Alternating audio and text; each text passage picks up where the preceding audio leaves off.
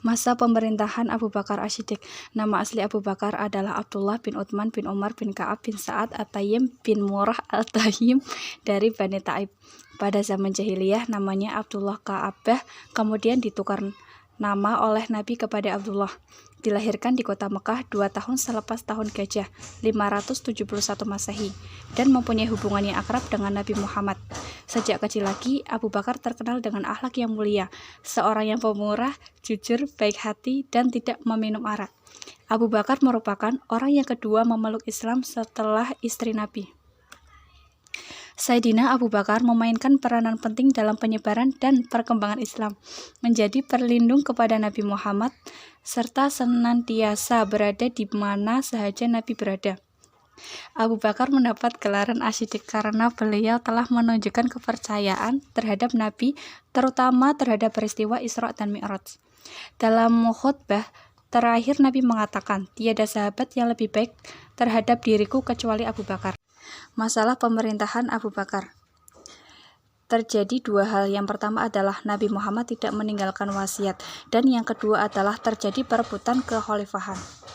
Selepas kewafatan Nabi, timbul masalah pemilihan seorang khalifah bagi menggantikan Nabi untuk memimpin negara Islam.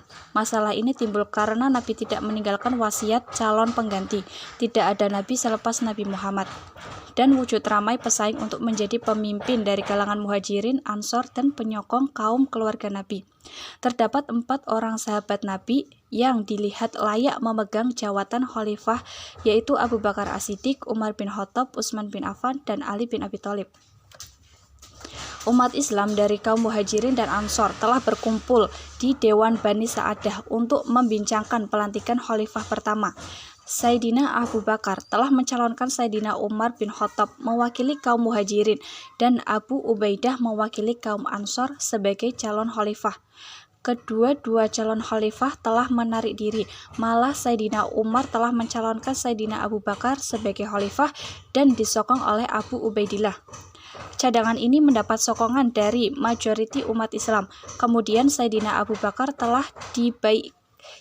Pada peringkat awal pelantikan Khalifah Abu Bakar mendapat tantangan daripada keluarga Nabi terdekat seperti Sayyidina Ali bin Abi Thalib.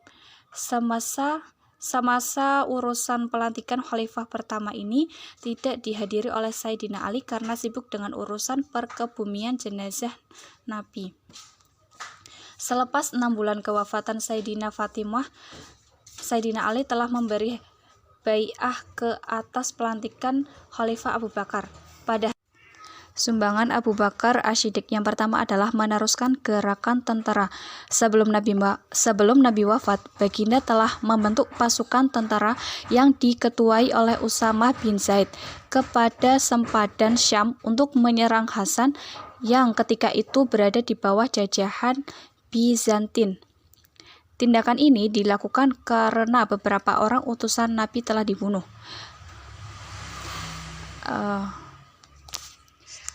Khalifah Abu Bakar berhasrat untuk menyambung semula usaha baginda, walau bagaimanapun cadangan tersebut kurang dipersetujui oleh setengah para sahabat. Para sahabat mencadangkan ekspedisi ketenteraan ke sempadan Syam ditangguhkan terlebih dahulu dan Khalifah Abu Bakar perlu memberikan tumpuan kepada ancaman golongan Aridoh. Sumbangan yang kedua adalah menentang gerakan Aridoh. Setelah Nabi berjaya menawan kota Mekah pada 630 Masehi, ramai penduduk yang memeluk Islam dan mereka masih belum dapat memahami dan menghayati Islam yang sebenarnya. Semasa Khalifah Abu Bakar dilantik menjadi khalifah, keadaan telah berubah. Ramai dalam kalangan mereka yang murtab, yaitu enggan membayar zakat dan mengaku nabi-nabi palsu. Antara yang mengaku menjadi nabi palsu ialah Musailamah al-Kadzab di Yamamah, Sajah al-Harith perempuan, Tulaihah al-Sa'adi di Yaman, dan al-Aswad al-Ansi di Yaman. Manakala golongan yang enggan membayar zakat pula diketahui oleh Malik al-Nuwairah dan ramai lagi di Bahrain, Timamah, Uman, perbatasan Syam, dan lain sebagainya. Kewujudan golongan ini Khalifah Utsman. Sumbangan yang keempat adalah menentukan bakal khalifah. Khalifah Abu Bakar telah menanamkan bakal pengganti beliau, yaitu Sayyidina Umar bin Khattab, melalui perundingan dengan para sahabat ketika sedang sakit. Cadangan Khalifah Abu Bakar ini tidak mendapat tentangan dari sahabat. Khalifah Abu Bakar telah mengarahkan Sayyidina Utsman untuk menulis keputusan ini. Tindakan Khalifah Abu Bakar ini telah berjaya mengukuhkan kedudukan politik Islam. 5. Peluasan kuasa. Khalifah Abu Bakar turut meluas dan menyebarkan syiar Islam ke seluruh seperti Romawi, Persia, dan Syria. Romawi merupakan sebuah kerajaan besar dan kuat yang menguasai Mesir. Penduduknya terdiri dari berbagai kaum dan beragam Kristen. Akibat kezaliman pemerintahannya, rakyat sering memberontak. Keadaan ini memudahkan pertapakan Islam di Romawi. Keadaan yang sama berlaku di Parsi. Panglima Khalid al-Walid dan Mutana bin Harith dengan mudah menakluki Parsi. Penaklukan di Parsi merupakan perluasan kekuasaan Islam pertama oleh Khalifah Abu Bakar. Akibat kekejaman pemerintah Syria terhadap umat Islam Syria, Khalifah Abu Bakar turut menaklukkan Syria. Selepas kewafatan Nabi, Hercules telah mempengaruhi orang Badui untuk melancarkan pemberontakan ke atas orang Islam.